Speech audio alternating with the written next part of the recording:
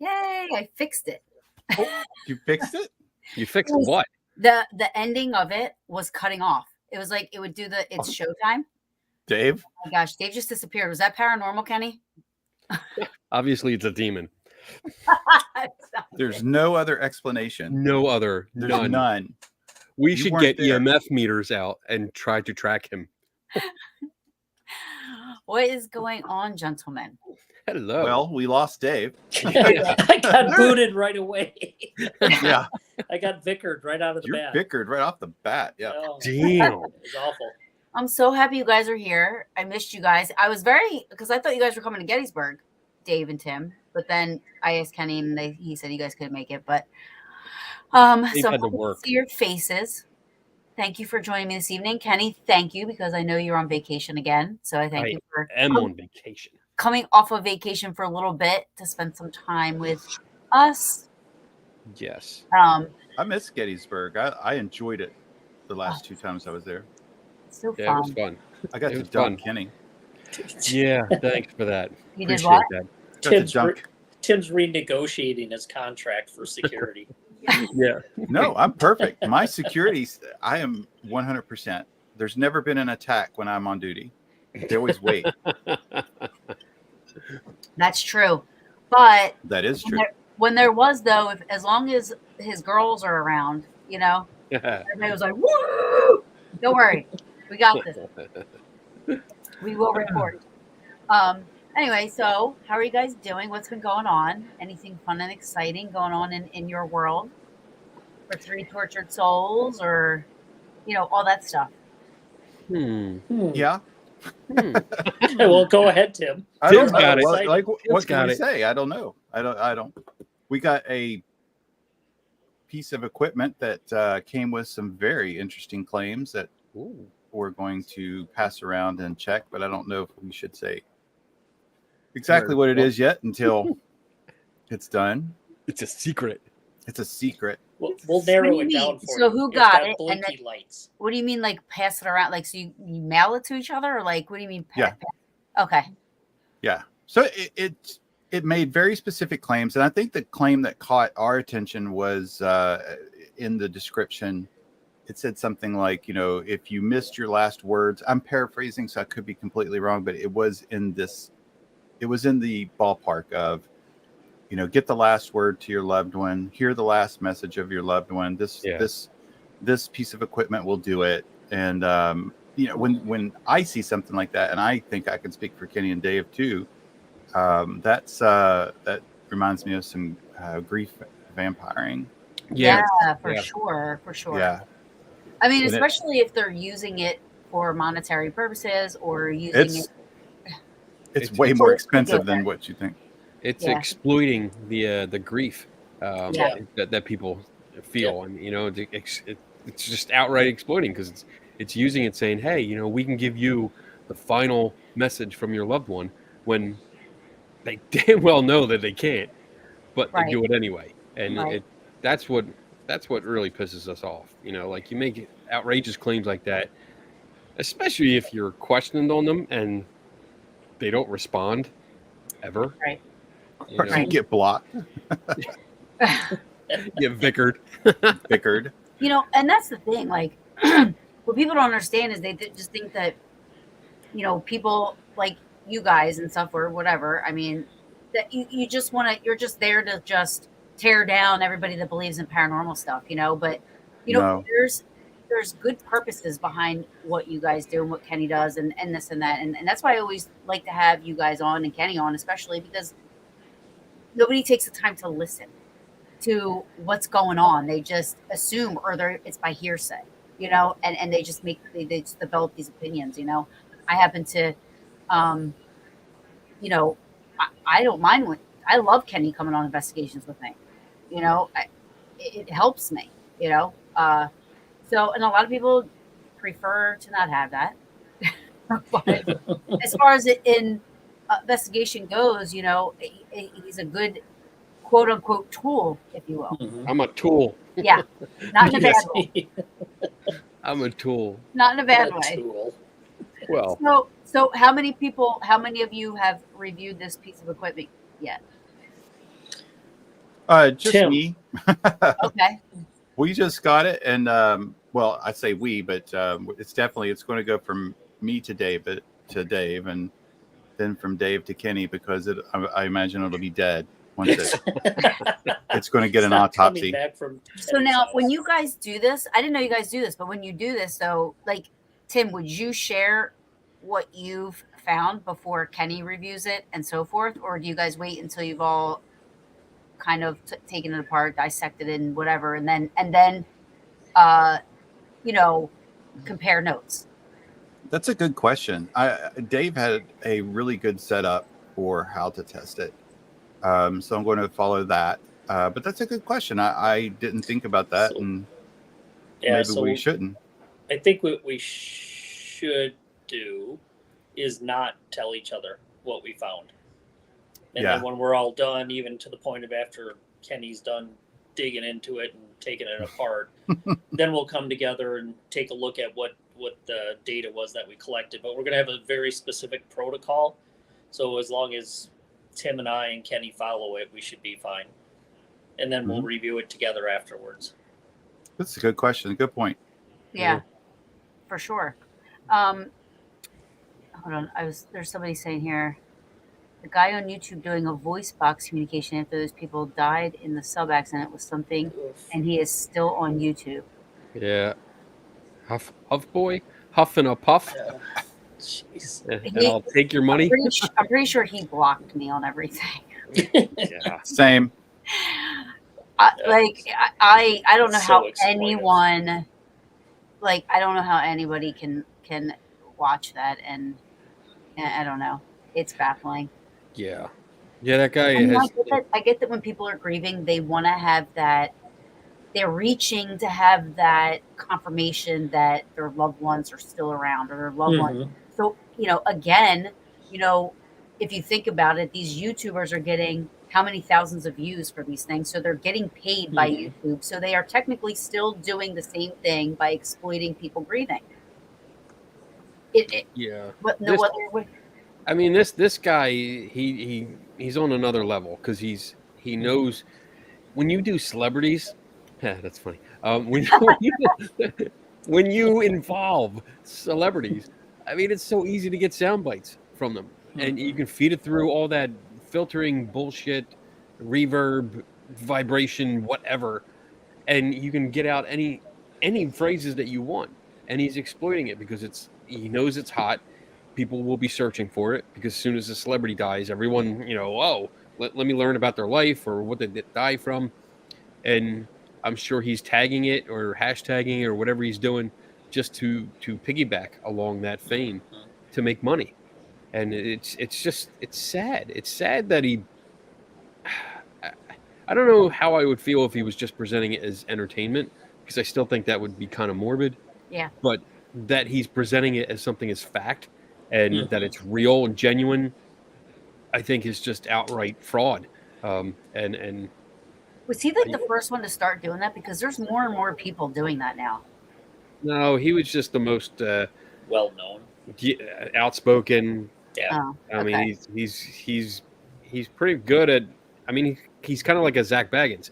He's pretty good at getting people to buy his entertaining bullshit, but there's no science. There's nothing behind it. It's all for show. Yeah.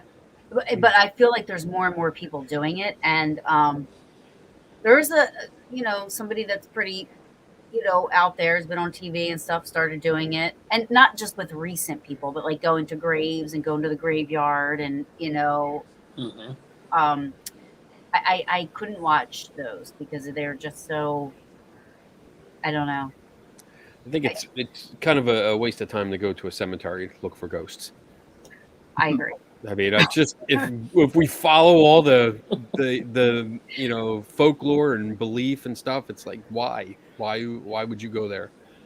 That's not where they lived. That's not where they hung out. Why? I mean, unless they were the kind of person that takes their moonlight stroll through the cemetery. But otherwise, there's no reason to hang out. Which is possible because there are people that like to hang out in cemeteries. You never know. Freaks. So, freaks. Bob says, I'm trying to, and after listening to all of you, and I can include myself in this, we wouldn't mind someone actually finding a paranormal entity. There's just not actual proof yet from what I've seen. Honestly, I don't think we'll ever have like that 100% proof. I don't know. I mean, if only we knew some ghost hunters that would just pop in and say hi. Jay! Hey, what's going on, guys? How are you? What's up? I was like looking in the comments when you said that. I thought you were busting my chops about being a ghost hunter. I thought you were like, only we knew some. I'm like, I know, right? Now we know what Kenny's doing on vacation. Okay. Snuggling. Hanging out. Yeah. Drinking. Think. Cheers. How are you, Jay? This is like Professor X and Magneto. It's so true. I love it. It's an awesome duo. You guys should do a show together. That would be awesome. There you go. They are right now. Yeah. I think that would be good. I would watch it for sure. I think Taryn just got bumped down to number 5. Wow, that was quick, Dave. Yeah, gotta be fast. Dave's heard that many times before. Oh, touche. So Jay, how are you? Are you enjoying your company? You don't have to lie. Yeah, I mean, Donna's great. No, of course. I mean, Kenny and we've been talking about trying to hang out for years, and he finally was able to get down there and hang out. And pretty much. Now even especially, I feel special that you decided to spend a little bit of time with me. Oh well, you almost just poured that all over your computer. I know that would have sucked. But, yeah, I told him I was going to pop in. Matt. Oh, awesome! Thank you. I really appreciate that. It's glad. I'm good to see your face. You look all tan and stuff. You've been hanging out on the lake too. He wears a Speedo, and it's I gotta say, man. He just I got a little sun there. He like let me get the rope to the boat here. Oh, here we go. I'm like, I think it's referred to as a banana hammock. No, at least I get in the water. I got in the water today. It was I had to take him to a sandbar. I had to take him by boat to the sandbar, pull the boat up, and show him that he could walk, and so he got out. But he never went above his knees. Yeah. I hear Donna laughing. I was getting my Jesus on. I've tried to get him on the jet ski. It hasn't happened yet. What's he want to do? Just hang out? You already do it. Oh, you went to the sandbar, of course. Rum. We need that. Well, no, a different kind of sandbar. This is literally a sandbar smack in the middle. It's like you hit it in the boat, you're dead. Yeah, it's a sandbar. Yeah, but that's funny. It was good though. It was. No, we've been hanging out and just relaxing, and that's what you've been making me relax. Cool. Taking me out on the boat and going up and down the lake, and that's it. Hasn't threatened to push me in yet. Not yet, no. But so, are you wanting now a boat with a lake house and stuff, Kenny? No, I'm just gonna come here and hang out with him. He's already got it. You already have a key? Toothbrush? You're gonna leave there? Yeah. I'm gonna get a little cubby hole, little Rubbermaid bucket to put it up underneath the sink. It'll be my little. Hey, it's nice. It's peaceful. He always sits on the back porch, sitting there doing his work, staring at the water. So he's having fun. Yeah, it's all good. No, that's good. I'm glad. We all need a place so we can just go and shut down. Yeah, and then we pretty much videotape my son doing crazy, stupid crap on the jet ski. Wiping out. Oh yeah. Oh, are you there for the week? Are you there all week? I'm not telling you. Oh, all right. It's undisclosed. It's G14 classified. Yeah. CIA shit. Yeah. Like Project Stargate. Oh boy. Well, you all have a good Yes. night. Enjoy. Stay safe, and Cheers. I'll see you guys later. All right, See you take soon. care. Thank you. Yeah, man. Thanks. So, Kenny, Yes, sir. why won't you get in the water? Because I don't. I've seen Jaws. All of them. I was going to go there. I was either All you right, so couldn't you're afraid swim. of water? Shut up. It was either you couldn't swim or you saw Jaws and Piranha. No, I'm just not. I'm not a big pool guy. I don't do the water. I'd rather sit. It takes a lot for me to relax. And like that picture I posted the other day, it's like me with a laptop sitting on the porch. Like that was as relaxed as I was getting because I was still doing work. It's a good. I could look up and see the water, and relax, but I needed to do some work. So Yeah. just because I want to. Hey, Daniel. We hung out in a cemetery. Yeah, that's right. But we were looking for ghosts. We were there looking for them. None of them were there. They were all gone. I think it's very taboo to hunt them in a cemetery. I mean, I don't much believe they exist anymore, but if they did, leave them the hell alone while they rest. Bob asked, doing celebrities, you have your list of 3 or is it 5?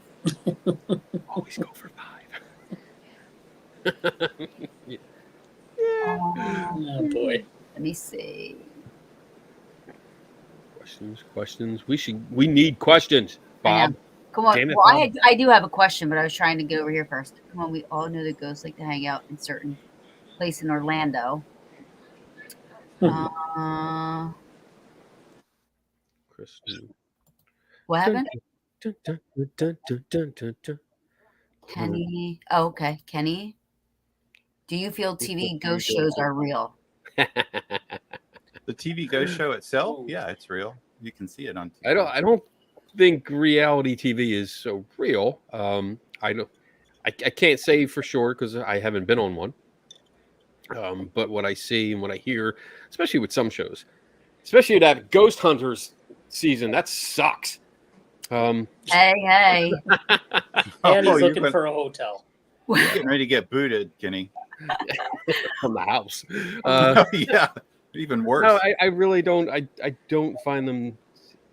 I find them made for entertainment, and they have to be because otherwise they're not going to get sponsors. They're not going to get advertisers. So it has to be somewhat entertaining to stay on the air. When it comes to more scientific investigation stuff like that, I would consider legitimate investigation. No. Oh Jesus! Bring it, bitch. For the record, Jay, I've always stuck up for Ghost Hunters with Kenny. Just so you know, this was before I knew you guys were friends.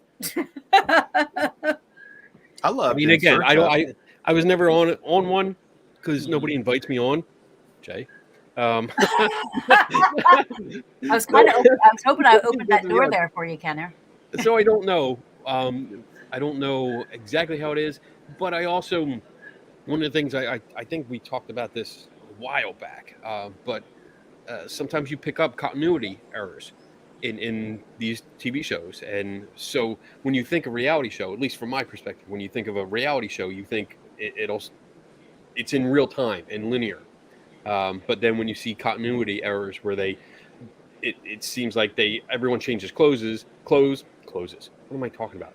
Clothes, and then later on the episode, it's like they're wearing the same outfits they did in the first 2 minutes, and there's other things, stuff that was closed is now open or something. All these continuity errors. I mean, there's not a lot, but you do pick up on some, so that kind of takes it out for me. Plus, I'm a dick. I watch Ghost Hunter shows and I'm like, really? Listen, don't say that because every time I stick up for you and I say you're not, now you're telling me that I'm lying to everybody. Here we go. Let's fix this. No. So let me explain one thing. And Kenny, first off, Kenny will tell my show is different than a lot where I'm 100% in control. It's we don't work for production. We weren't casted to make a show. So we hired in the production company. But when it comes down to clothes, it's easiest if so, and you, Taryn, you can even ask Sherry or whoever. Usually we'll have 4 or 5 of the same shirts, shorts, whatever, because during the investigation, it's easier to just wear the same outfit. That way, when you're cutting the show together, it fits. I mean, you're not sitting there saying, "Oh shit, well, we just put day 2 into day 1 because they had a different shirt on. And now we screwed everything up." So we just wear the same color shirt, the same color pants, or whatever through the days. Sometimes you can tell we might have a 5 o'clock shadow one day, or so, because we didn't shave that day, or whatever. I mean, Sherry especially, she'll have a 5 o'clock shadow all the time. Hey now, but on a serious note, so that's really the only, and that was always the way. It was just like, all right, well, it's easier to have 4 or 5 of the same shirts that we can wear during the investigation, so it doesn't become because because I sign off on all the episodes, they send them to me, I go through it, and I'm like, all right, well, this needs to be removed, or this needs to be added, and so forth. And if I'm wearing a different shirt on that day, it creates a problem if they're trying to like add another day into. Oh, hi, Sherry. He's talking shit about you. She's like a little stalker. That signal out. No, but I mean, even Sherry can tell you that it just makes it easier to have the same shirts on during the investigation. So when we're cutting the show together, there's not trying to move this here, and now it doesn't make sense because one day I'm in a polo shirt and then I'm in a t-shirt and so forth. See, scripted. That totally makes sense. It's not scripted. No, there's nothing scripted. I don't have a writer on my show. I don't have any of that, and and that's the way it's always been. I mean, I've never hit anything. So it's this is what we do. We existed long before the show, and we'll exist long after it. TV is just a way to get the word out that there's people who do what we do. I don't give a shit about fame. That comes and goes. Plumbing, I'll always have a job in plumbing. Yeah. Not going back to the outhouse, so I'll always be needed in that. Well, I don't know if you heard me, but way before I even knew you and Kenny were friends, and he'd come on, and I would say, well, Ghost Hunters is the only one. I would always stick up for Ghost Hunters. I have watched you guys from the beginning, so I really do.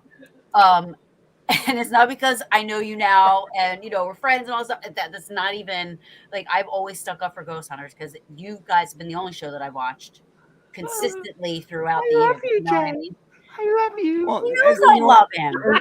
And thank you. You know what? Because honestly, it's like I said, like I was even showing Kenny earlier where all the cuts get sent to me and I go through them, and that's a big problem for some people because if you're casted to do a show, a lot of times you don't get to see the cuts. You have no idea how production is going to make you look or how they're going to edit the show. So you can come off like if Kenny was to come on my show, I would sit down and I'd watch the show with Kenny and be like, all right, man, does this work? Is this how everything is? Because if he was casted to do a show, they could make it look like he was the biggest believer of everything going on because they just cut him differently. And that is just horrible. So, and you and I were talking about that earlier, where you should never do a show that you're casted, that you're working for production because you have no control. I mean, they can go on and make 1,000 other shows, but they can destroy your reputation in one episode. And and so you've just lost everything you've ever tried to build. And they just go on and make 1,000 other shows. So you're just, a bump in their road, and it's ridiculous. So you never want that to happen. Yeah. I was like I guess interviewing to be on a show for a certain. Not really interviewing. What were you? What's the air quotes for?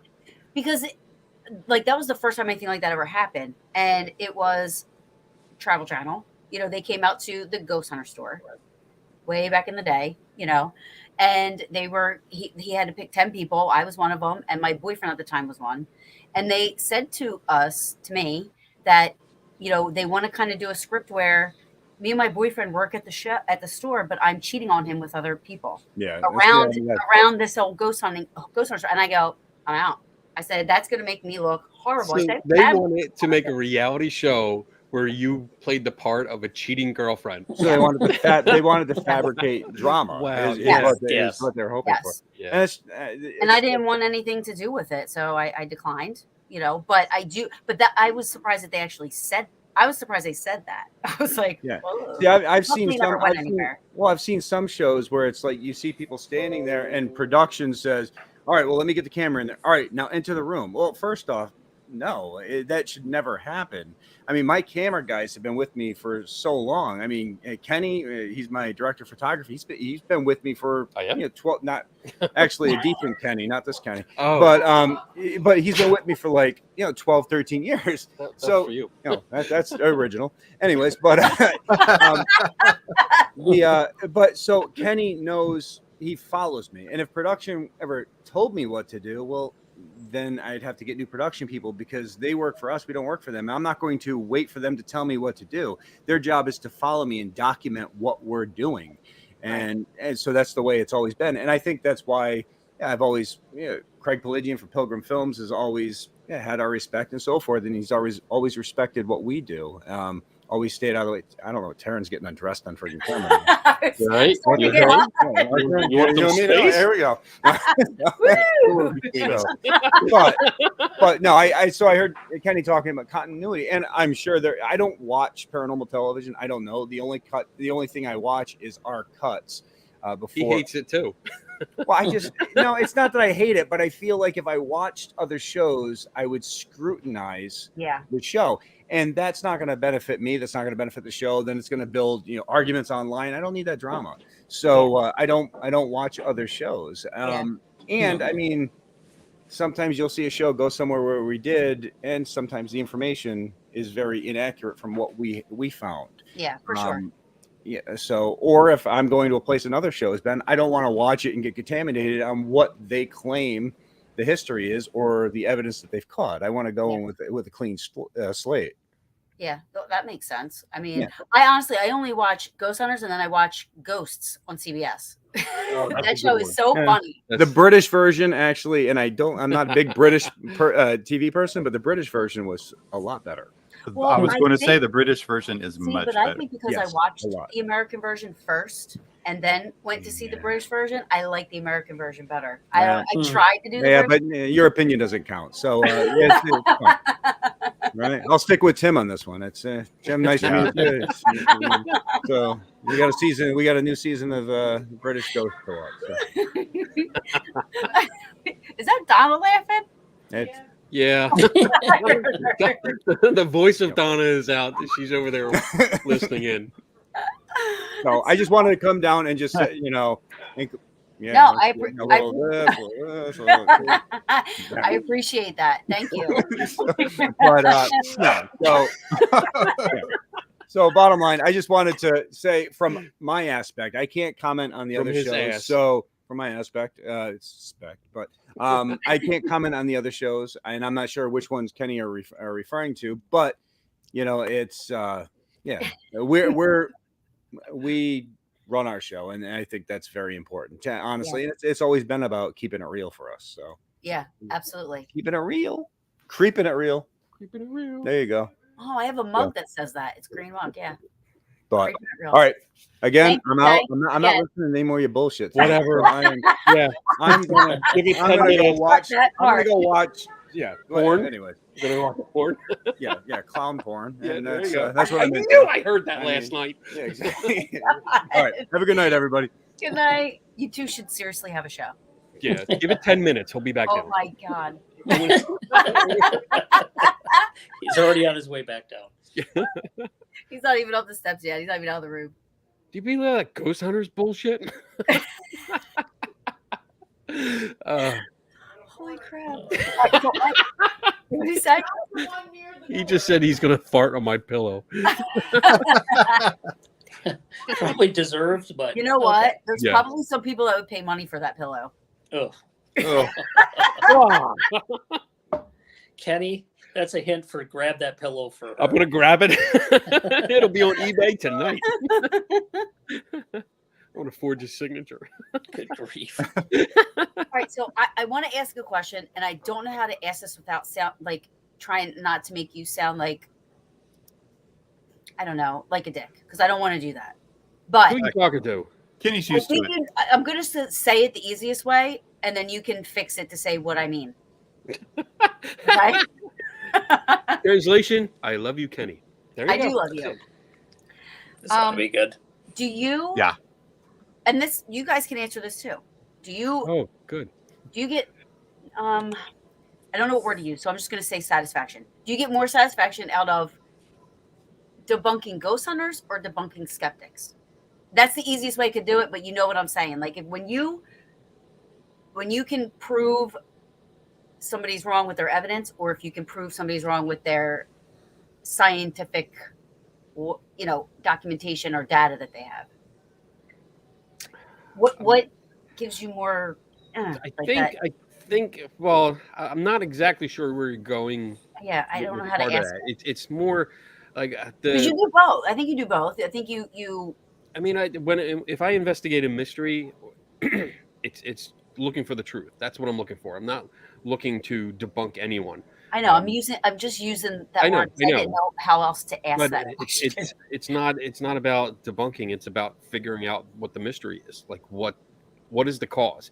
What do we have? What's going on and what's causing it?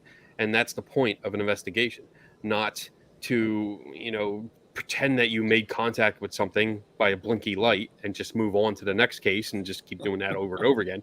That's just repeating a mistake. The point is to solve the mystery. And if you can't do it, then you leave it unsolved. The gratification that I get, I'm not going to give you the satisfaction of saying the satisfaction that I get. The gratification that I get is from solving that mystery, is being able to have all of the data that I collect, whether it's historical records or newspaper clippings or whatever evidence that I can bring together, and being able to conclusively say, hey, I'm pretty sure this is it, and this is all the data, and it points right in this direction. Here is the conclusion. That's where everything led to. That's where I get my fix, I guess, if you want it. That's where I get my fix. I enjoy that part. And the thrill of the chase, too. I love that chasing down details, chasing down little clues, and figuring out or getting a hit on a newspaper article that gives me the information that I was looking for, or even on the opposite side of that, when I have an idea and then all the data points me in a completely different direction that I wasn't expecting. I get a thrill from that too, because it's like, oh shit, I never thought of that. And that's awesome. Even if it proves me wrong, it still shows what the cause of the mystery was, and we still have a solution, which is what I look for. So that's me. What about you guys? I can most assuredly say I have not beat a scientist in an opinion, so I am not that good. I'm with Kenny though. I like to test things. We do like a lot of testing. I think that's one of the reasons I ended up loving these two guys so much, is because they help me. They make me stronger. They call my bullshit when I'm wrong, and I appreciate it. I can call them dicks, and we'll still be friends tomorrow. And I don't know. I enjoyed that. So like what we were saying before about the piece of equipment that we're all going to pass around, I have more fun trying to figure out if a claim does what it says it does. I like that a lot. That's probably the most satisfaction I get out of the paranormal field, I think, is looking at a very specific claim that can be measured and tested. If it can be measured and tested, then I want to measure it and test it. And sometimes Dave has to tell me, you're way wrong. And then he'll say, I have 22 papers that have already been done. Tim, I'm getting older. I just drop out of the conversation now. We know something's wrong when Dave either doesn't respond at all or unloads the F-bombs all over the place.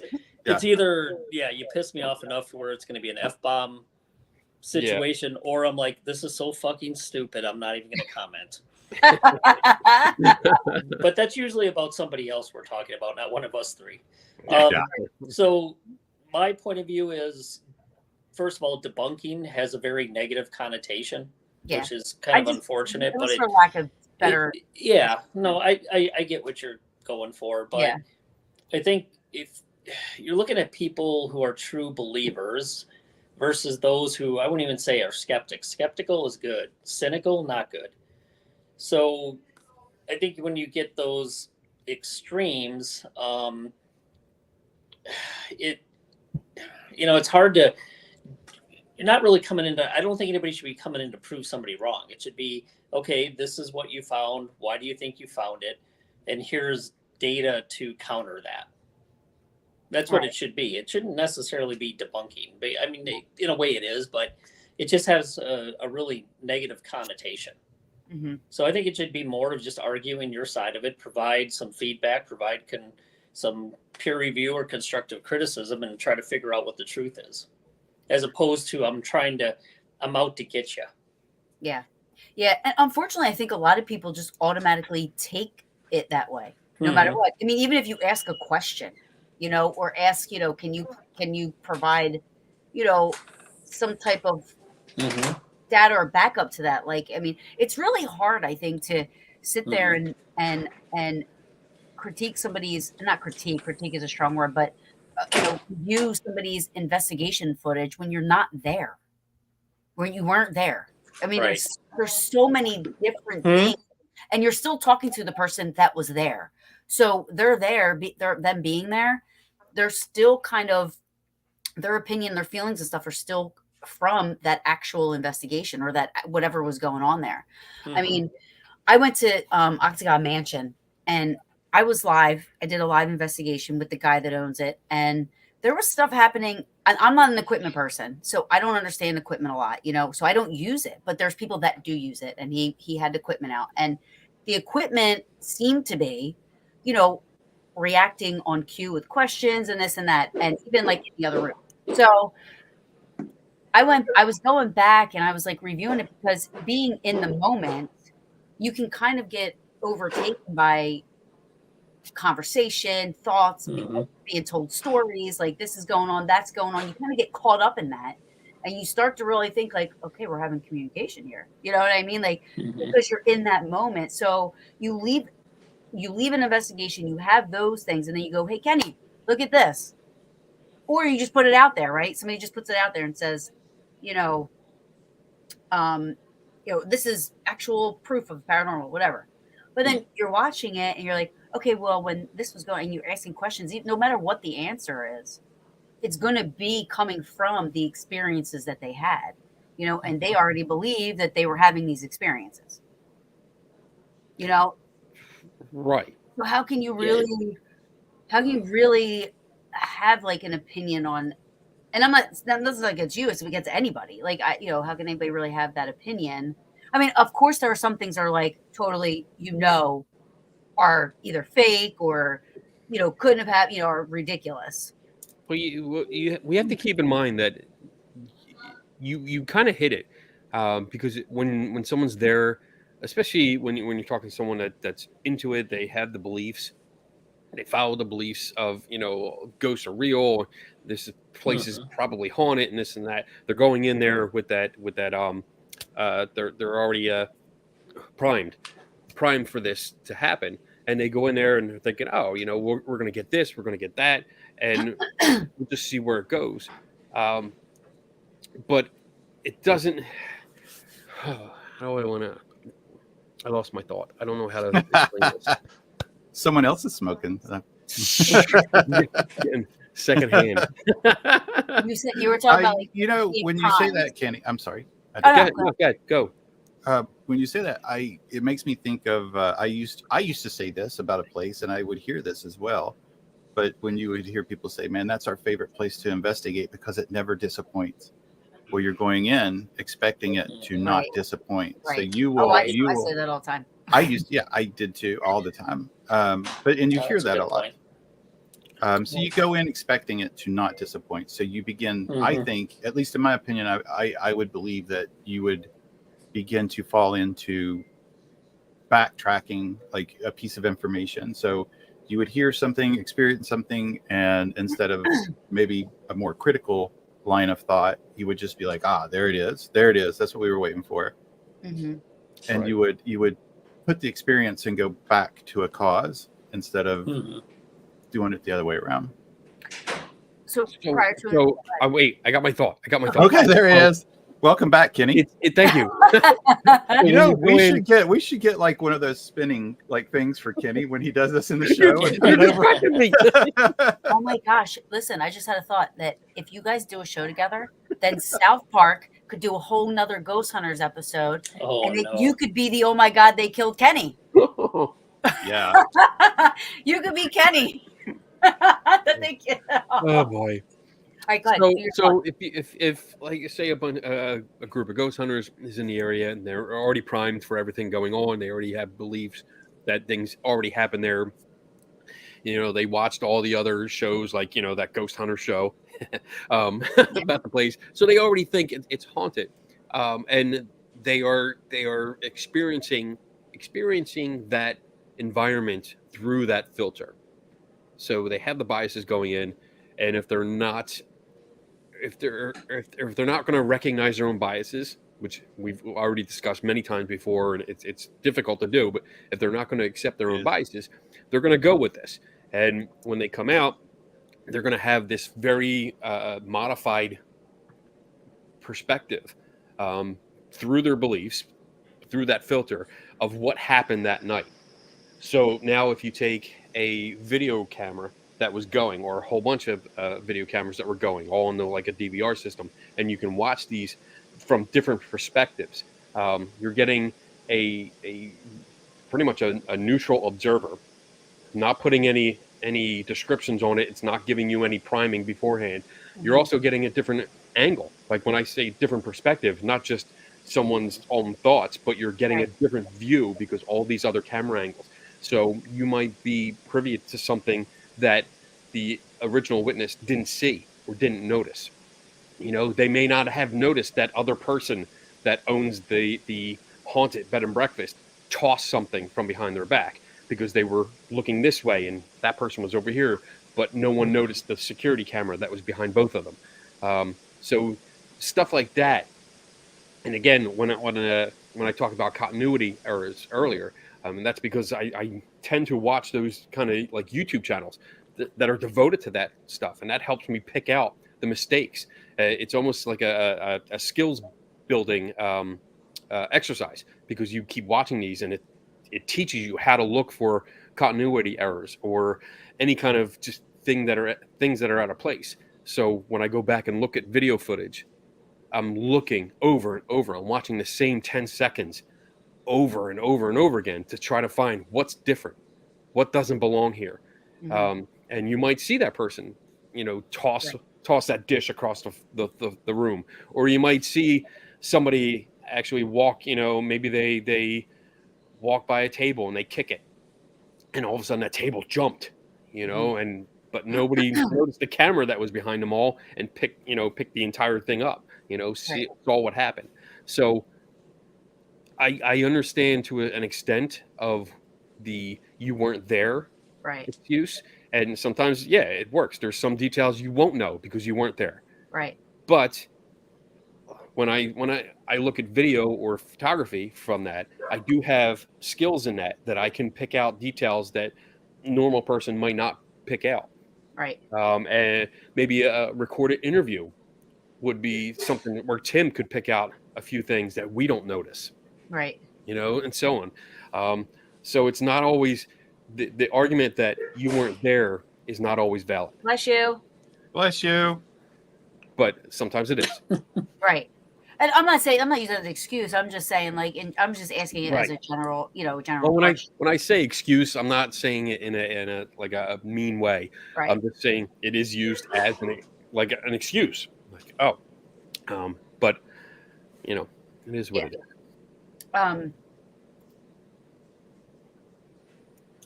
Oh no. Doing your drive-through research. Oh, we haven't done that in a while. I know. I'm gonna have to do that. Speaking of which, don't we have a show next week? Yeah, we do. Who's in charge? Tim? Wait a minute. It's on Wednesday? Yeah. Next Wednesday. We're going head to head with you. Tim? What's that? We're fighting for ratings. What's the topic? Is it going to be 2 or 3 people? Darn it. You know who's going to be on next week is Sherry, Rochelle, and Brian. Oh, we can beat them easy. Oh, Tim, you better come up with a good topic. What is the? We can debate the prices of pillows that have been farted on by celebrities. See if we can. He's Like who- imprinting a demonic haunting on that Like pillow who? right Oh, now. demonic haunting. I like that. It'll be on eBay. Oh, That'll my get God. Starting sold. bid $100. $100. Ugh. Oh no way! You could get more than $100. What equipment do you prefer to use? Are there devices that you feel support your scientific beliefs? A level. A CO2 monitor. That's good. Yeah, I want one of those. I forget what it's called. It measures wind speed. It's very sensitive. Oh yeah. You can carry a little pocket device as well. I have one. I have one. I think I know the name, but I've drank quite a bit already, so I'm going to. Come on, Tim. Say No. Say it. Anometer. Yes, thank you. Yeah, there we There go. you go. I wanted to say an arrow. I started to say an aerometer, but I was like, Are you that's saying too- a what? an anometer. Enometer. Mm-hmm. When it comes to equipment, I mean, personally, I use my camera so I can take pictures of the environment. I have a 360 camera that I use to get a one shot, one kill kind of thing of the whole house. You know, every room I get a good 360 view. My notebook, and it really depends. I mean, because standard procedure is a level, like Tim said. I bring what else do I bring? Bring a level. Bring Spring scale. spring. Oh yeah, that's good. Yeah, for how much pressure it takes to open like a door or a window. Yeah, That's a good idea. Anything that does not say designed for ghost hunting. Right. Now, Yes. if you're gonna get equipment, my standard now is unless it data logs, it outputs the data, and you can data log it. It's not. I would worth go it. with data logger. Yeah. I overreached on a data logger, and that was another one Dave had to reel me in on. It was fine. You were just going to be busy, Tim. I didn't realize how busy I was going to be, but I appreciate you before I bought like 3 of those things. But when it comes to like devices that support your scientific beliefs, it depends on the claims. I think it really depends on what claims are being made at the site, and then what experiments can you design to test those claims, and then what equipment is appropriate for that experiment. Yeah, it and all depends on what you're trying to do. Yeah, I want to mention something that Bob, damn it, Bob, had mentioned in the comments that I think's very important, and that's once you do, like if you take a claim and you measure a claim and you look at it versus the claim of what data you have received, and you come to a conclusion, is to give it to somebody else and let them look at your work. And I think Bob is very excellent on making that point. That damn it, Bob, that's right. It's give your work to somebody else. Give your work to somebody you trust. Give your work to somebody that you trust will say you're full of shit if you've made a mistake. That's key. Don't give your work to somebody that's going to be like, great catch, bro. This is awesome. Yeah. Right. And I mean, it should be evaluated as soon as possible. You know, if you can get someone to look at it, take a look at it and verify it. Because I mean, you can be. I'm going to use this term loosely. Studying a phenomenon for years, but if you're not doing it right, you have years of bad data. Yeah. Yeah. That even is if just, you go ahead. But even if you are doing it right, there's going to be critique of it. That's great. Yeah. Right. And the interpretation of it. But One what is I to was determine getting at, if you're doing it right is one thing or another. If you're not doing it right, it'll never make it into peer review and academic publication. right. If you are doing it right, you're still going to get critiqued on what you did and what you interpreted. But at least if you're consulting with somebody that knows what they're doing, if you're doing it wrong, helps. then you can save yourself a lot of time and know in like a few weeks rather than a few years. Or you block them on Facebook and you're done with it. And tell your friends they can't hang out with them. That's right. So I'm going to bail in a couple minutes, just so you know. So I'll say goodbye now. Yeah, So you've been traveling. Answer this, if you can answer this quickly. What's been your favorite research project, if you will? Ooh. Ooh. Oh. Well, I gotta say it's been the recent one I did with Tim and Kenny in the paper we published. Yes. But that was the most recent. That was fun. But the overall best project was when Jen and I moved into that house in Janesville, Wisconsin, where people claimed a lot of stuff was going on, and we were able to stay there pretty much 24/7 for about a year and a half, and that was a great project. Oh, that's good. I didn't know Wish that. we could Yeah. do that again. That's cool. Yep. Awesome. But no, the paper one was the most recent. Was fun. That was a lot of fun.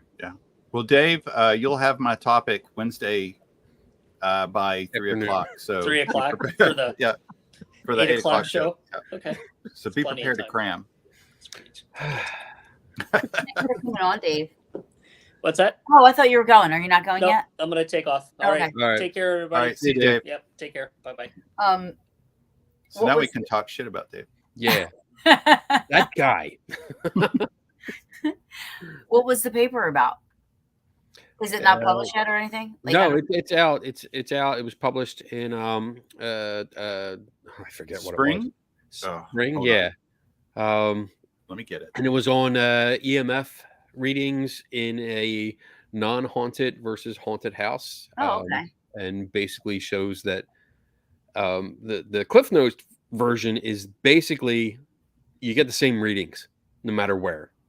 So they took readings like in bulk, like over a few hours, in their house, normal routine, and it had dips and spikes just like you get normally, where people claim it's something paranormal.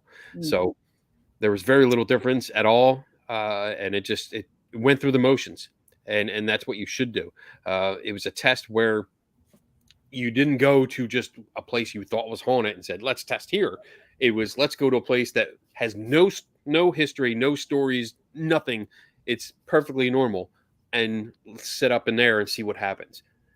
Because that's your control. That's what you really need to do. Once you have to have a control place versus a place that you really think is haunted in these cases, and say, let's test it and see what comes of it. And when you find the same shit going on, kind of makes it. Megan said then both places were haunted.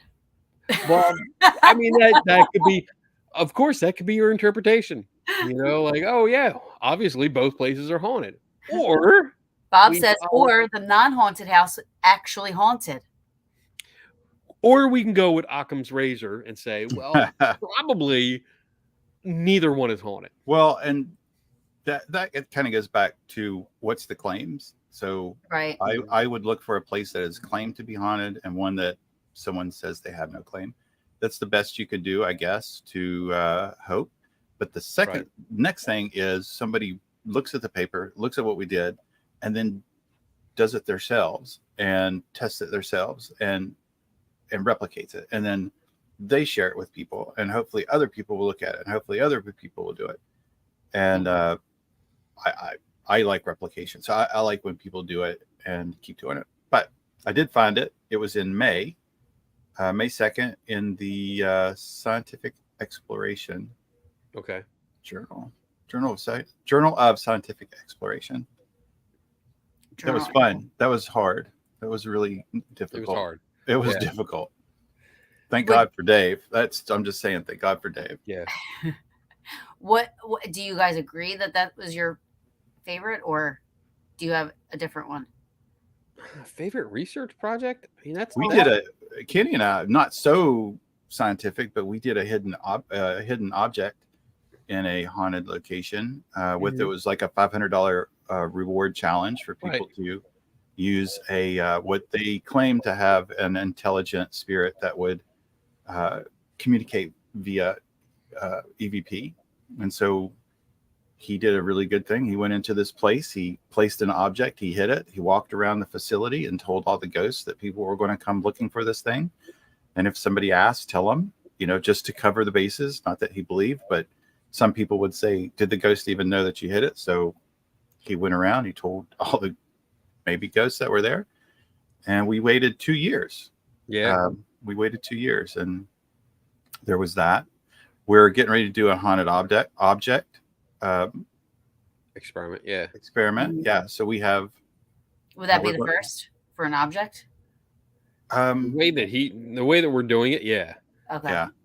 I think that's going to be fun. That's going to take 5 or 6 months to get through. I think that's awesome. You guys do this. Like it's so interesting to me. It's fun doing the long-term stuff because you don't see that. No. You really don't see that with this kind of area. Right. And it's fun doing it. It's fun. We know we have the time, and we know in the beginning it's going to take a long time, and it's going to take a long time. Yeah. But it's still, by the time it gets here, and I mean, we're on the other side of the hill, so like eventually that gets here pretty quick now. Do you want in on it, Taryn? Yeah. Do you? Yeah, I would love to. What do you think, Kenny? I mean, I think so. I mean, I don't know. You don't know? She can be annoying. I can be. Bullshit. Yeah, but I'm looking for the fourth person. Yeah, let's let her do it. Let her. Yeah. We'll talk about. You guys talk about it. We'll talk about it. It involves haunted clowns. You just said an object. Well, objects. You're going to go through several, and you have to hold them. You have to keep them in your house. You have to sleep with them. No. Yeah. Unless I'm like on your pillow, preferably one that's not farted on. But it will be worth more money.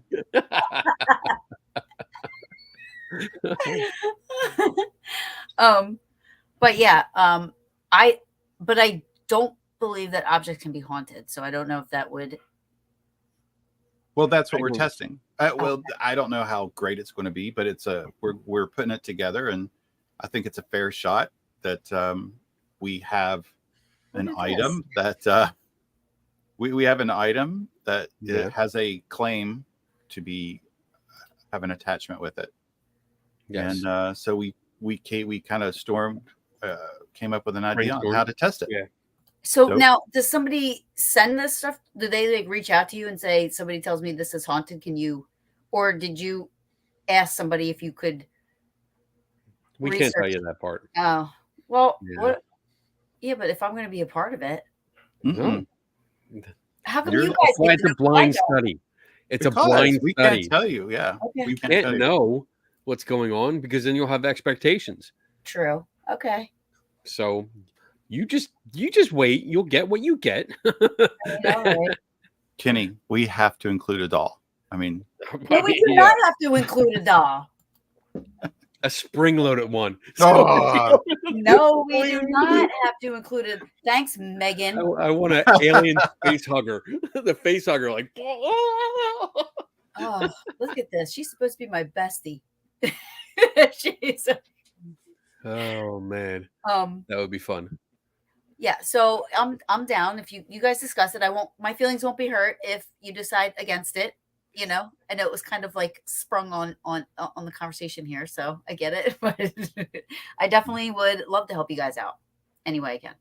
Gosh, over the years we've kind of done several, and we've put them out. And when we're done with this, we'll have a show about it, so anybody that listens to it can replicate it and see what they say or see what they find. And you know, like I said, like I'm a big fan of that. Like I have no idea. Like I feel like I'm doing something wrong right off the bat, and it might just be because who I am. But if I am, I'll not know until after it's done and put it out, and somebody that's smarter than me with more experience than me will be able to say, this is what you did wrong. But that will be very beneficial, because if they can tell what I should have done better, then the next person coming behind me will be able to do that experiment better. Yeah. No, I love what you guys do. You know, I just wish more people would listen. That's all. Yeah, me too. I think it's fun. I like the way we do it because I think it's very interactive, and it's not I don't want to say it's brainy stuff. It's really not. It's simple ways just to test a claim. And I'm a big fan of low cost. You can do it. You are able to do it for not much money.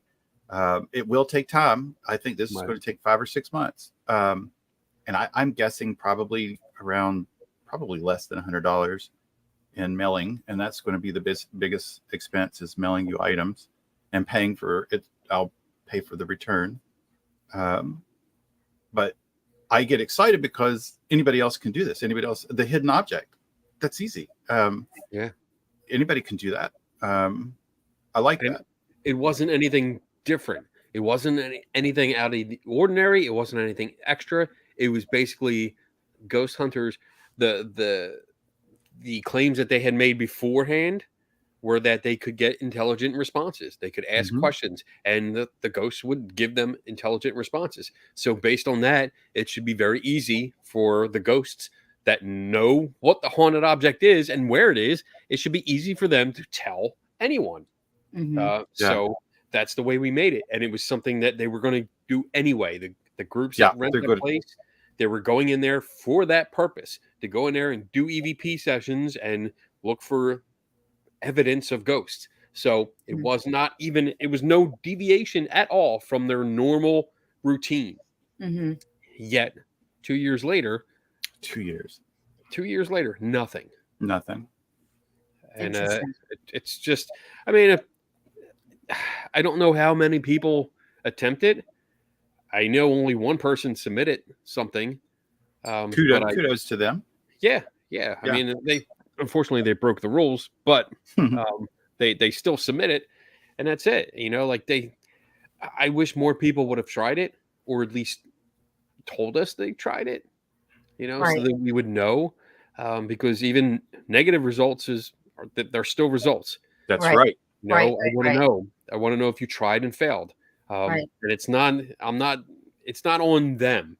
It's not saying, "You're a failure." It's or you're not a good. We tried this. Yeah, it failed. It didn't work. So, all right, we notch it in the fail category, and then we look back over the last 2 years and just see, you know, what the results would be. But nobody, I mean, except for one person, that's it. Nobody submitted. I know people tried it. Because I was there a few times. When people tried, and nothing. So somebody asked, how did they break the rules? So one of the rules, and it was actually like a really cool setup, because we got people involved. Like my editor, Ben Radford, was involved with it. He kicked in some money. We kicked in some money. The organization where it was, the location, put some money in. But then I also went through Jim Underdown, who is our director of CFIIG out in California. He runs our $500,000 challenge. So if you have paranormal powers and you can prove them under controlled conditions, you can win $500,000. So I reached out to him. I told him what we were doing. He gave us some pointers. So we had rules. And one of the rules was that when you did your EVP recording, it had to be on video, and it had to be one uncut video. As in, like, you asking questions saying, hey, what is the hidden object? Where is it? And you could have your recorders, as long as the video camera was going the whole time, you could be on your recorder, play it back, be like, oh, we got an answer. And if you went up and found it, you picked it up and said, hey, this is the object that we think is hidden. Like, one uncut video. And instead, they sent me 3 videos that were stitched together. They still got it wrong. I mean, the object that they picked up was still wrong, but they stitched 3 videos together. So that broke the rules. I wonder if we could do the same thing with psychics. How so? I don't know. My brain's going, so I got to stop it. Keep going. I mean, you could always. When I do live, if I go live during my investigations, I know it's boring. Not like to watch it, but I never shut it off. I'll be live. Like when I did the Octagon Mansion, I was live for like 3.5, 4 hours. You know, I didn't shut it off. And again, I don't know how to edit. I don't know how to edit. I don't know how to do any sound editing. So none of my EVPs or any of my audios never edited, because I'm too afraid I'm going to lose stuff, and I don't know how to do it. So whatever I share or whatever goes out there is raw, you know, from whatever's going on, you know. Raw. That's right. So it's just, I don't understand why people do that. I mean, I know that they can edit for, I don't know. Editing helps you hide a lot of things. Yeah. So, I mean, if you're filming and you want to, I don't know, pass off a fire extinguisher as a little boy, and Yeah. because you're filming, you're out of focus, and you're filming down a hallway. Editing helps hide when the camera goes in focus Right. and shows you what you're actually looking at. So editing is always good. I mean, that's why you see any kind of TikTok video with any kind of paranormal thing related to it, it's usually edited. And as soon as you get one jump scene or jump cut, it's edited. Yeah. And even so, I mean, there's so many ways. That's one of the things I actually like about TikTok is that going through it and looking at all the videos, I get to see how creative people are. Mm-hmm. And there's so many that when I start out doing like a recreation, I don't know what I'm doing. I have no idea how to do it.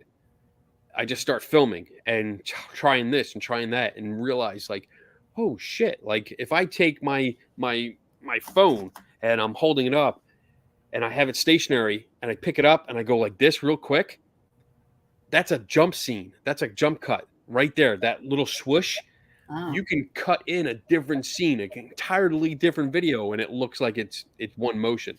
And I never tried that before. And it was cool just figuring that out. Like, I can hide so much stuff just by picking the camera up and moving really fast. Interesting. So you technically are learning something from the people that are faking stuff. Mm-hmm. Oh yeah, yeah. I mean, awesome. I got to give them props because the creativity is really high. Yeah. You can do. I mean, I don't know. I've done poltergeist videos like dozens of times. It's really easy, some fishing line, whatever. It doesn't take long to do. But editing video together to make it look seamless, so much harder than I thought. Yeah. Until you get used to it. And then it's like, wow, I know exactly how this was done. And so every video that's out there that I see, and I'm like, well, I think that's fake. I think that I know how they do it. Half the time, honestly, I don't know how they did it. My way of doing it doesn't work or looks horrible compared to what they did. And then I have to keep going back and trying it over and over again. I'm like, oh, let me look at this up. Let me look that up. And then that's when I get on the YouTube channels that are made by like these 8-year-olds that are editing videos so much better than I am. And I'm going, I'm sitting there like this with a voice on my computer going, all right, now you're going to overlay this video to this video. And I'm like, I can't believe 8-year-old is teaching me how to do this, but hey, it works. I shared a bit of EVP on my TikTok, and all I have is the picture of the picture of the house, and it just says the EVP, and somebody wrote stupid, right? And I go, so I start to go, and I'm like, stupid, and I go to the and you couldn't comment on anything, right? So I go to the YouTube channel, I'm looking, and here it's like a 7-year-old kid. I'm like, like real nice. That's why I don't really bother to look at the comments, at least on my stuff.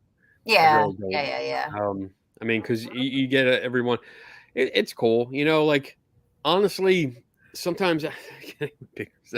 Yeah, exactly, Robert. I mean, sometimes I look at videos and that's my first thought. My first thought is that's stupid or that's dumb. I try not to say that. Like stupid and dumb are two words that I try not to say out loud, like at someone, because I don't like those words. But yeah, sitting here watching TV, I'll be like, yeah, that's stupid. That's so stupid. Why are you even doing this? But I guess some people don't have that filter. It's like, for them, it's okay, especially because you don't know who they are. It's easy to say stupid or some kind of derogatory comment. And it's just best to let it go. Like, I don't care. I'm not going to waste the next hour or so arguing with somebody over a fucking video. Yeah. It's not worth my time. Yeah. I got better things to do. Like, that's because, like I said, they're already convinced. Like, I mean, this came up when we were trying to have that talk about. Well, we were supposed to have paramedia talk, but it wound up being a talk about why you don't think ghosts are real. but Yeah, I didn't like the way that went. but I wasn't happy with that. that's what I was trying to say. Like it is interpretation, and if a person already has in their head that that's what it is, and then they come to you and say, Kenny, how do you explain this? And you explain it, they get mad at you instead of saying, oh, I see that, but I still believe this, because it doesn't matter at that point. You're never going to convince them that it's not paranormal. They're not going to convince you that it is, and instead of just saying, okay, well, we're going to agree to disagree, I think if I were to ask you to review anything, I have to be prepared that you're going to come back and say, Taryn, and explain it to me. I much prefer that. I'm open to it not being something. You know what I mean? Like, I know it's possible. I want to make sure that if I put anything out there, it's going to be, as legit as it possibly can be, or not. I don't want to say that something is or isn't unless there's a chance, that it isn't or isn't. I don't know if that makes sense. You know what I mean? Yeah, but not everyone has that mentality. Usually I don't want to say usually. I would say some of the time people come up and they want to convince me, right? Or they want to convince me they're right, or they want just validation. Right. I know.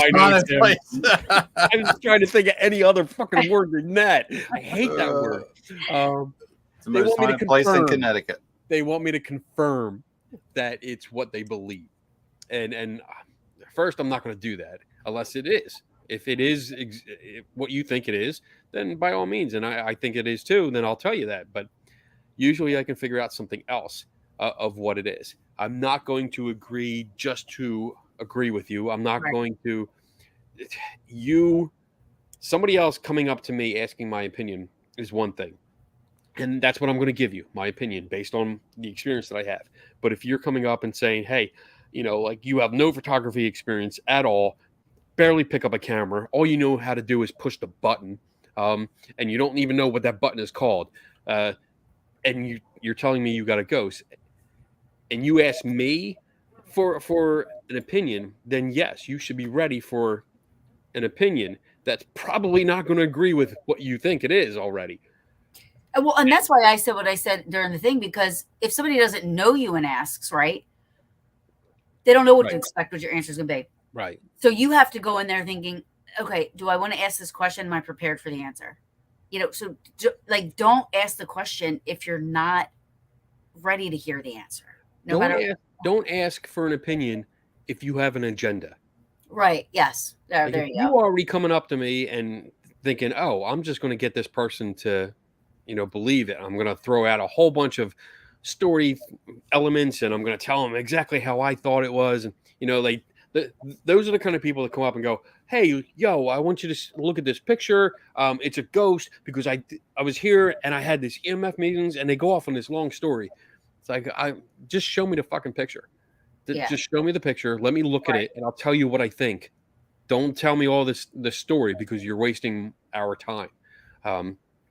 I just want to look at the picture. Just let me look at the details, and I'll tell you what I think. That's it. When it comes to people that come up, they have no idea. They were just told, hey, go ask that guy. Then even people that don't know who I am and who they're asking, and people that do, when they come in and ask me a question about this photo, I don't kind of brush them off. I don't brush them off at all. I mean, they are, as I see it, they are. It took courage to come up and ask someone like me, the question like this, because I usually have the token skeptic thing. Damn it! Sorry, go ahead. Couldn't get sorry, I couldn't resist. It happened and it came out. Oh sorry. My God. He lost his train. Yeah, I can tell by his look. We need that little thing we need the thing that spins. I swear to God, I gotta find one and put it on there. So would you ever? You said it takes a lot of courage for somebody to come up to you to even ask the question or show you were saying, or even show you. Right. Because I mean, I get it. It's because usually when I show up if I'm at a convention or something, I have my booth set up, and it's obvious that I'm on the other side. Right. So when you come up to someone that has such obvious opposing views, then it can be intimidating. It can feel confrontational. It can feel like here's a fight, and I try not to make it seem like that, even though some people do just rush up on me. Except you did have that one where from Connecticut. You had the most haunted house in Connecticut. Most haunted house. You had that one where you made that. I think it was a woman with her daughter. Somebody committed suicide, I believe. Yeah, that was the story with the Dybbuk box. Yeah. Yes, with the Dybbuk box, and she actually was like crying and thanking you because she held on to such bad. And that's the thing that people in this community, if you will, I don't know what else to call it, but in the paranormal field, where they use their whatever they have to convince people that things are either haunted or they're going through things. And it's like, and look what they did to this poor woman for how, like, I can't remember how long it was that she was holding on to this, right, this guilt, and all because somebody said this to her, you know what I mean? And she believed it, and for so long. And I think that's amazing that you were able to help her in that way, Belief is a very powerful thing. It is so powerful, and it can. I mean, the placebo effect is based on belief. Yeah. And so it does. It has a powerful kind of a psychological effect on us, and it shapes our lives. When you think about it from birth, I mean, you are instilled with certain beliefs, and you either cement those beliefs later in life, or you change them if you're lucky enough. But as long as you hold on to these beliefs, they can affect how you see the world. And it's very difficult to break a belief once it's very core to you, and you have that, like the Dybbuk box incident was a good example. It was a very deep-seated belief that curses are real to this woman, that objects can be haunted or possessed or cursed or something like that. That was a very deep belief for her, because once that terrible thing happened to her, she immediately associated this haunted / cursed object with the very bad event that happened. Right. I mean, that link was solidified. There was no convincing her until I think it's patience too that has a lot to do with it. Yeah. It wasn't just someone going, well, that's fake or that's stupid. Right. Your belief is dumb. It was someone, she had a question. It was a very casual conversation, and we got to talk. And I had everything. That's why I had this like big whiteboard set up with a timeline. Mm-hmm. Because it was very simple. It had pictures along the way. It showed you all the steps of the process of how this box became famous. And I was able to break it down in a simple manner. It wasn't all high tech. It wasn't, a lot of big words that you have to look up on your phone. It was very simple. And I think that, coupled with the patience, coupled with just casual conversation and being nice, was able to let her pause and think, all right, maybe it's not what I thought it was. Right. And I think that's really key, to what we're doing. If you want to change minds, it just takes a lot longer. It's not very simple. Actually, it depends on which way you're going. So supernatural belief is easy. I don't know why. Tim, why? Yeah. Why is this so easy to pick up? But a natural explanation for that same like paranormal belief, so hard to accept. It's so hard to accept. I don't know. It's just like all the people that believe and I'm just gonna say the fake YouTubers and the fake psychic mediums and all the, you know what I mean? Like everybody just blindly believes. There's no proof in anything. There's no data. There's no collecting of this. It's just like, hey, I can see dead people and talk to dead people, and everybody just kind of believes it. Not everybody, but a majority believes it. Right. You know, and they become Over like, half. yeah, it's I don't understand that part either. I mean, for me, I have to see at least something substantial for me to buy into something, or for me to to have some sort of a comfort in believing what they're saying or what they're telling me, or anything like that. I have to witness stuff myself, or experience something myself, for me to think that's the possibility. Even that, even when you experience Oh something yeah, no, I yourself, question myself all the time. it's still difficult. I do. Yeah, I like question myself all the time. I question do. myself all the time. Like I get up in the morning, like, what are you doing? What Would are you guys doing? ever take on a research project of a private home, or somebody that's like they believe that it's family that's crossed over, because that could be a little bit more on the emotional side? I can say the last few private homes, maybe, that I've worked with were not. It's completely different than what it used to be when we started. It was people that reached out because there was a paranormal team that was there and was like, oh, we have an EVP that says, there's something in the house that wants to kill your son. And they play it Oh for my God. Yeah. So, Oh my God. yeah, it caused a lot of great distress. This was I can imagine. I mean, it's horrible. This was a grandmother, and she was awesome. Her husband, the grandfather, her husband, who was grandfather to all the other kids, had passed away. I have no idea. I don't know how a paranormal team got in there or why, but they had several kids. They had 6 or 7 children of themselves. And then those kids had many kids. Well, you can imagine. And so grandma loved keeping these kids for daycare. Instead of paying for daycare, they would go to mama's house, and she loved it. And she had mentioned that the team that was there had left in the middle of the night, told her that there was a recording that said that they wanted to kill some of the kids or something. It was demonic. It was too dangerous for them to be there, and they just left. Well, Wow. Some of that information got to some of the some of their adult children, who it bothered them enough that they wouldn't send the grandchildren there anymore. So that was the effect. That was the thing that changed those people's lives. Yeah, that's so sad. That's so sad.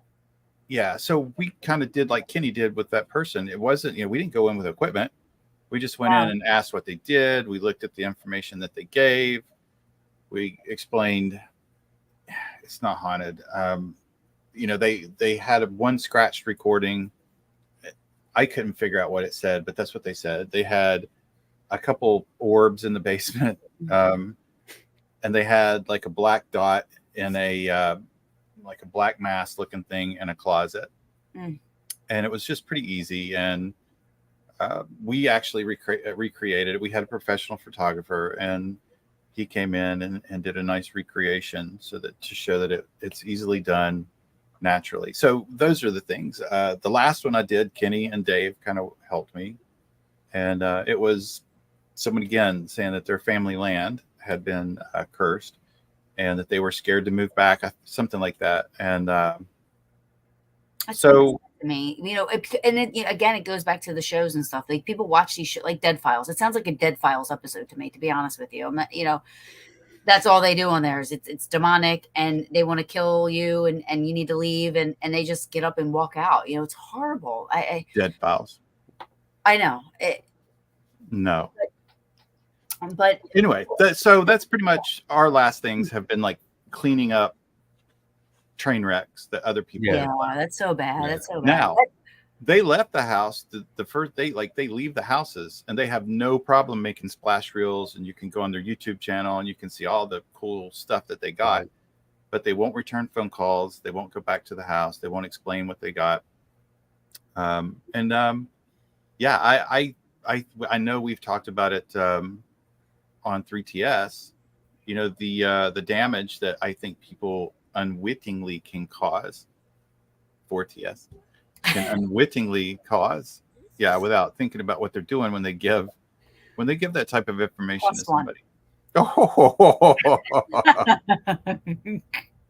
mean, plus one. Plus one.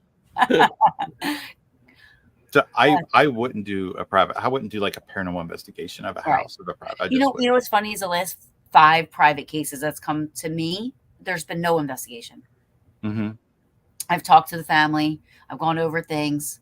I've gone there. One of the houses involved 3 little girls, and I just went over there and we talked about things, and and like you said, it's the placebo effect. Whether or not I believed the place was haunted or not, it was that I was able to help them in saying like, okay, listen, this is your house, and giving them boundaries and setting boundaries and certain things to do. And I think just having that in their head, that because they believed in me, you know what I mean? They believed that what I was coming there to help, and, trusted me more so. Like they trusted the things that I was giving them. And that's the big thing that people need to understand when you're going to these places, not you guys, but is that these people are calling you because they want help. They're looking for trust. They trust you. You coming in because they think you know what you're doing.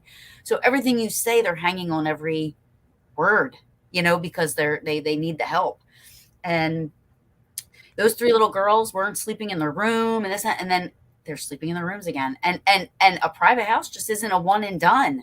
I keep in contact with those people. I still, every once in a while I reach out to the mom. How's things going? Everything's good. And for me, that's a successful private case. Yeah. When you didn't even investigation. Didn't even have to go there. Yeah. That's awesome. That's awesome. I think that's great. I feel the same. I mean, I can often solve the case. Well, let me say it.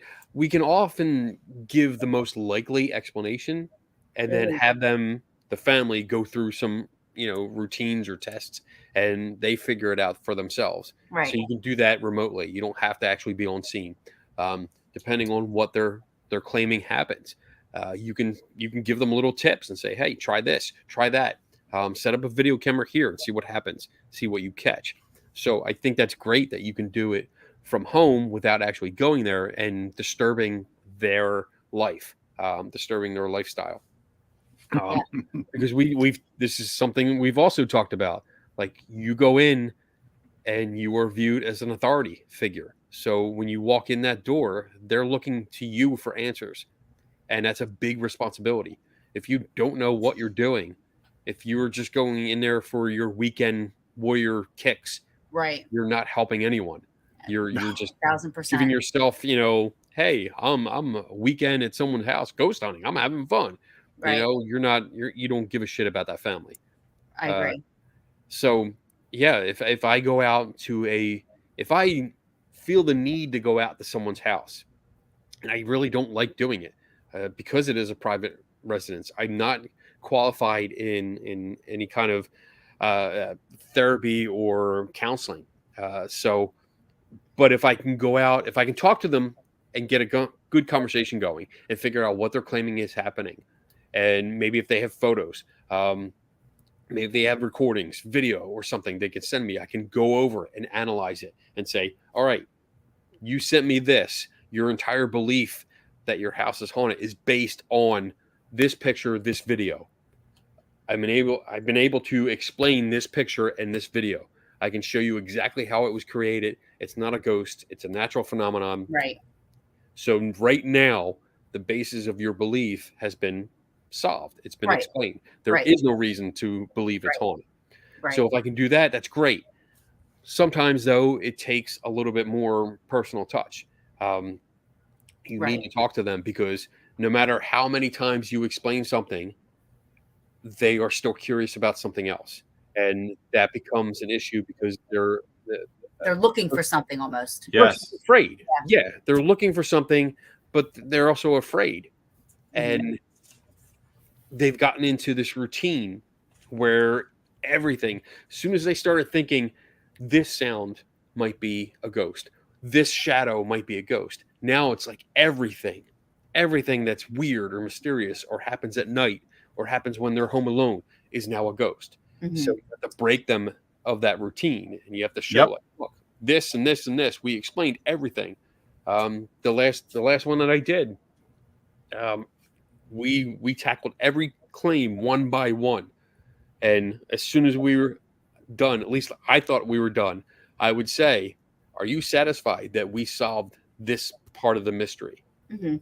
And she was like, "Yes, I am." I said, "All right, you're not just saying that, right? You're not saying that because I'm standing here in front of you. Make Right. sure you're satisfied because we can go over it again. I have nowhere to go." And yes, and then we moved on to the next one and solved each one until satisfied.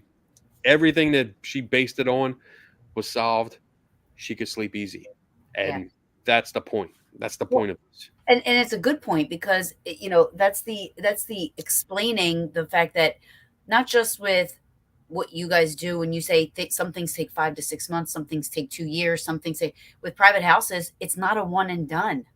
It shouldn't be a one and done. You need to you have to keep in touch with these people, and truly help them because it becomes a long thing, and that's what some of these newer groups don't understand, and then they're going in and I would even go further with that, and like what I do is start teaching them how to look at these experiences. So I don't want to, and this shouldn't sound mean, but I don't want to keep going over and over again. Well, I shouldn't have to check in every week. Like check in. no, I do like right afterwards. Yeah, I do. For me, when I go there, it's not just this is explained. This is explained. Once we're done that, then it's like, all right, now here's some things that you can do. The next time something weird happens, right? I want you to stop. I want you to do this. I want you to check this or look at this. Go back over it. Look again, and all kinds of tips based on what they experience, so that you're teaching them critical thinking. You're teaching them how to investigate this stuff themselves, so that they can quickly come to a logical conclusion and get back to their lives. Yeah, that's the point. So, like for me, I'll every couple of days afterwards, then a week, then 2 weeks, then a month. Yeah, that's what I was gonna say. Like that's how I do it, and then like it's been honestly once a year, and then I haven't the last one I haven't talked to. Everything's been quiet, and I tell them, listen, reach out to me if you ever need me. Yeah. And that was that. So it gets less and less and less, but I still like to, especially with the 3 little girls. You know what I mean? Like I always like to just double check. That's just me. How's everybody doing? But it's just not a one and done, and I'm not going in there just to get. To like what you said, just going in there for a weekend thrill and this and that. Like, it's just it's not about that, I'm not going in there to your house so I can put a YouTube video up on my channel and, get a whole bunch of clicks and stuff like that. That's not what I don't even think about that. Like that's to me is weird. I don't think that's I would never video a private home. I never have. Like I'm going in there.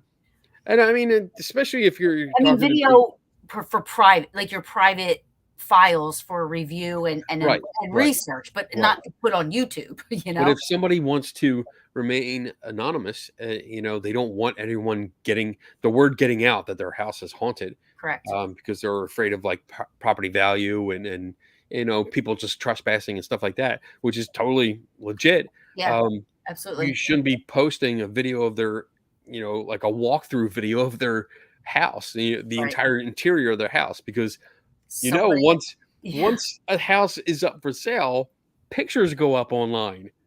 So it could be a year or 2 or 5 years from now, but when those pictures come up and I'm looking for a house, and I'm into the paranormal and I look at your interior pictures, I'll be like, wait, I've seen this before. There used to be a ghost there. Oh, well, let me check this video.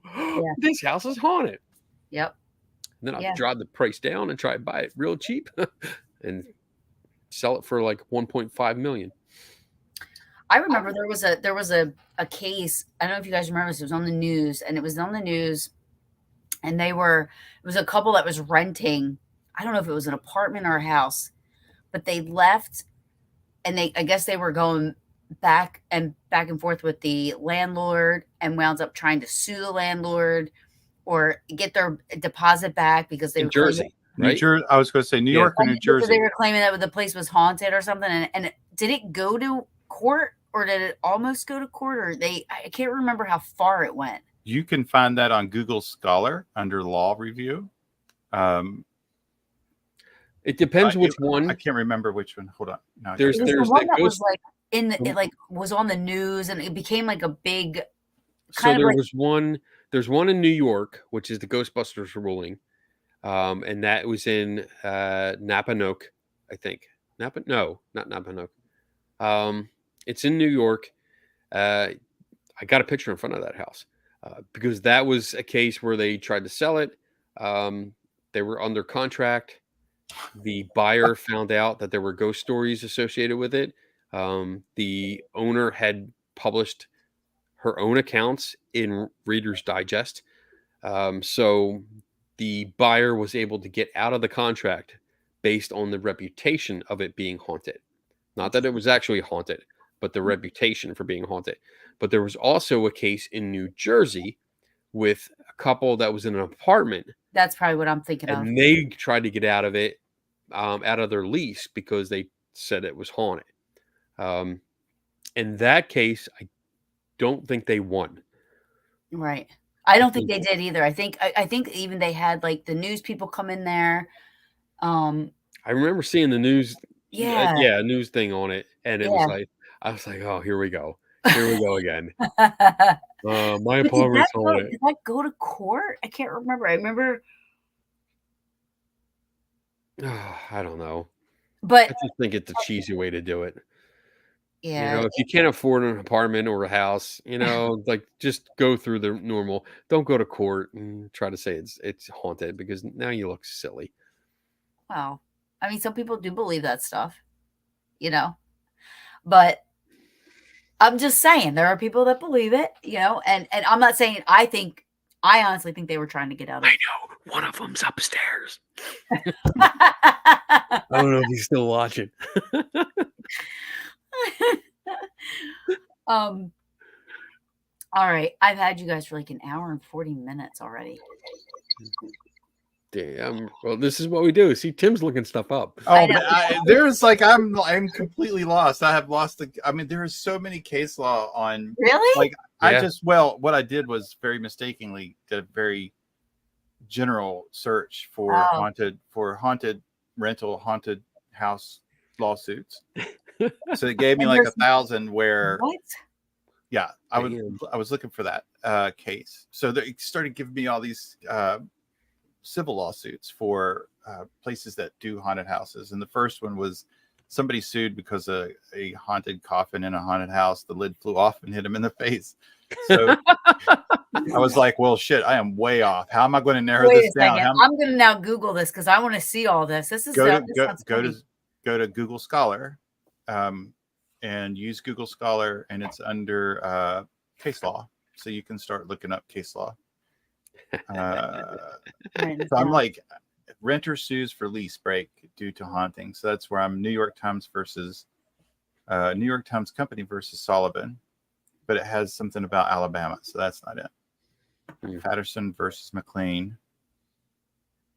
Right, versus John McLean? John McLean? Wait a minute, that sounds familiar. Anyway, I'll not be able to find it before the end. I appreciate it though. Yeah. I was hoping to find it because I found it. I read it when we talked about it before. When we done a show about how what results you can do by making a house publicly seem haunted or have the reputation. There are some states where they have to divulge that information, like saying that, somebody was killed here. There's been claims of whatever. And then some states, they don't have to, they're not allowed to tell you. Some states, it's only if they ask. It's like a whole big, I remember when I was the Ghostbusters ruling brought that into effect, because that was the first major case that went to court about that, and that set the precedence across the board. So even though if you're in a state where you don't have to disclose that, it's still advised that you do. Oh yeah, because of something that Just could to happen cover down your the ass. road. Yeah. I remember early on, when I was looking for a house and I was getting into the paranormal all the time, I told my realtor, I was like, listen, we could do a show together. We could be like, home is where the haunt is. You're the realtor. I'm the ghost hunter. We'll like go and we'll try to find people haunted houses. And it was because I was walking into a house and these people were walking out and they're like, just so you know, the house is haunted. I'm like, right up my alley. Let's go. I'm into it. So I'll buy this house. I was like, that would be great. Somebody was really haunted. But I don't know in New Jersey what the rules are, but again, it would go back on like you if the property wants that information said. Yeah. Because that could hurt Oh well. a place. But I want to thank you both. And Dave, since I know he's gone. And Jay, Dave. Jay came on. Nope, he's gone. Dave's And gone. He doesn't Donna's get a thanks. trooper. She's been back there laughing. I hear She went up. She went up to bed. She was Aw. tired. Yeah.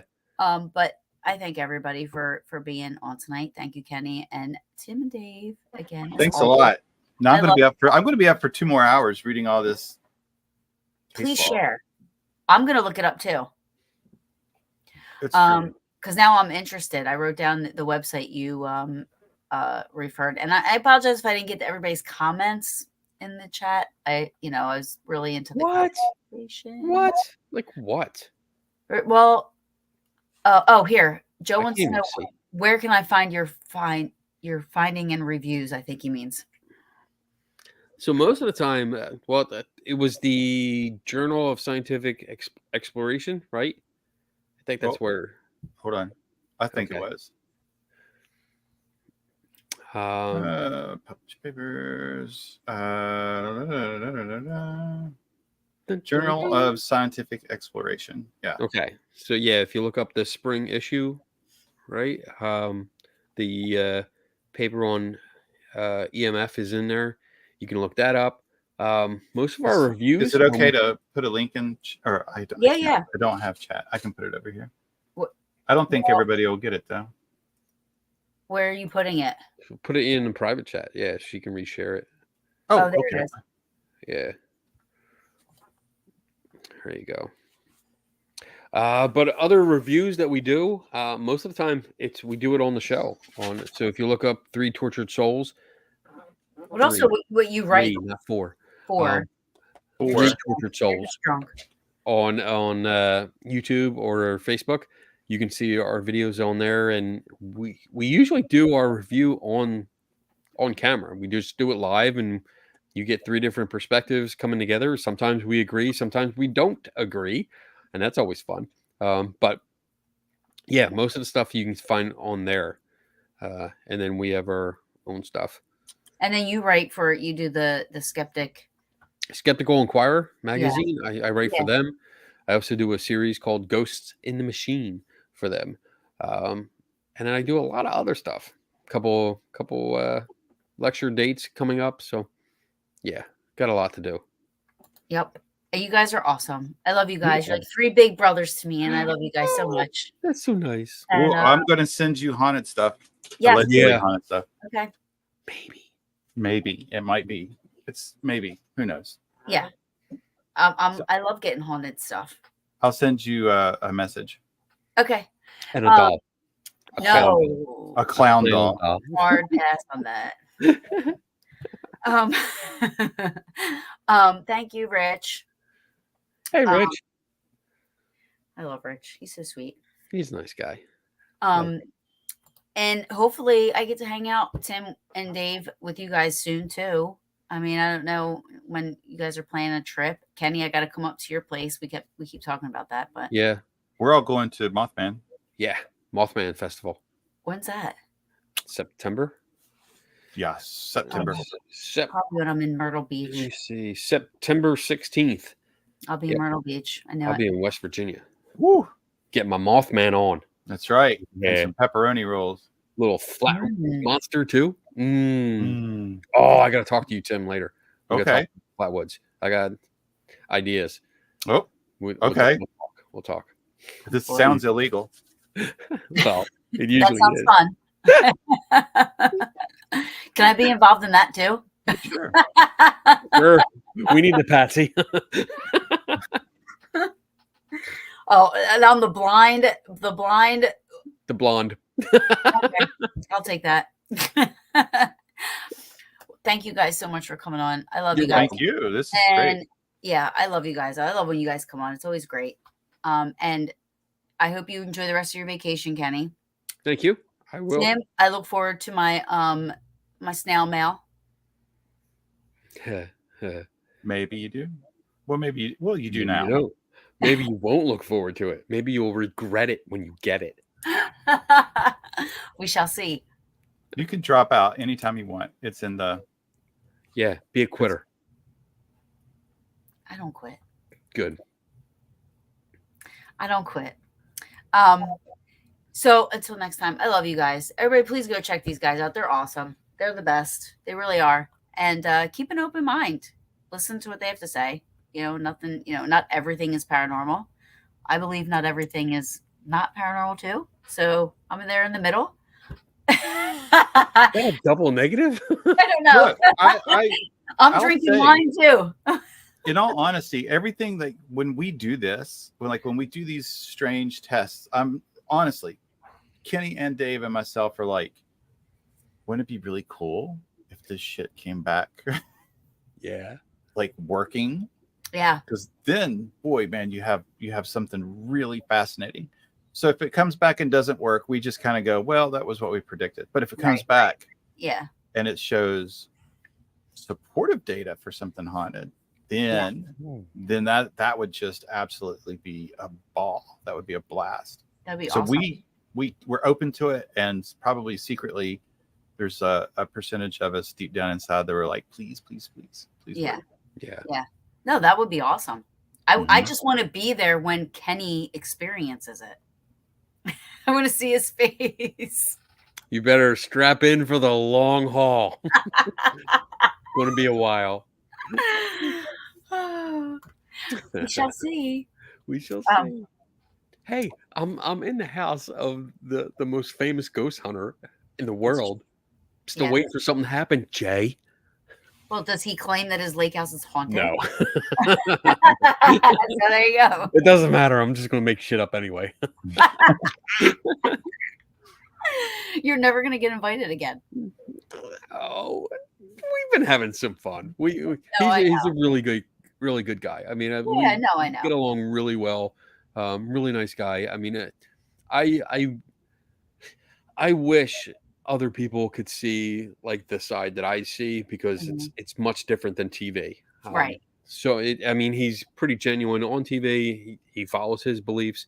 Our beliefs don't always line up, but off camera, one of the nicest guys I know. So, I mean, really, really awesome guy. He is. Yeah. He is. Checks in the mail, right? Checks in the mail. Good. Exactly. Well, you enjoy the rest of your time with Okay. on your vacation, Tim. Get- Good night. Get in the damn water, Kenny. I was in there. There's a picture of me, and I'll post it. I'll show you a picture. Tim, No. This Tim, is a I family. wanna This see is a family show. No, you're gonna see it, bitch. Is that You're seeing it now. what is that? A statue back behind you, Tim? That Yeah. yes, it's a picture of. Oh, a That's- picture. That's the two of us. Is he Just shooting the an two arrow of into your us. face? Oh, We He's- can make I it. don't know what he's doing, Just the two of us. but that's the sandbar that we were on. So we're literally standing in the middle of a lake. It looks like don't- you guys are on don't water. hit that. That's a pretty Yeah. cool picture. It was pretty cool. Looks like you guys are walking on water. We are, because we were like Jesus. I'm just saying. We were like better than Jesus. Oh my god. He just walked a little bit, a little tiny pond. We were like huge. Hovering in the center of the lake. Yeah. Pop that bit. Shit. All right. I guess all we right. have Well, to I go. will send you a message, Okay. and you'll begin to get the instructions, Perfect. and we'll do it. I will All right, enjoy my awesome. fart pillow. I know. I put that enjoy your fart pillow. It is, Izzy. I'm telling you, you should put it on eBay. I'm totally selling it. I'm gonna sell all the shit that is Facebook in this house. Marketplace. I'm like, this is a Creeping Jason it Hall's real. flash sale. Kenny's going to be like, he's going to have $49.95. Jason's going to be like, you came here with one suitcase, you're leaving with 4. What the fuck, Kenny? What the hell? I gotta drop stuff off at FedEx. Can I borrow like $50? I will take that Creeping It Real pillow though, because I really like that. Not because it was Jason Hall's, but because I like it. It's actually pretty cool. I like this. Yeah. He's got stuff all over. I can sell all this stuff. Kenny's on vacation. No, I'm doing recon work, okay? Recon. I gotta pay for this vacation. Oh shit. You guys have a great night. You too. You too. Love you guys. All right. May the 4th be with you. That's right. Peace. Peace out.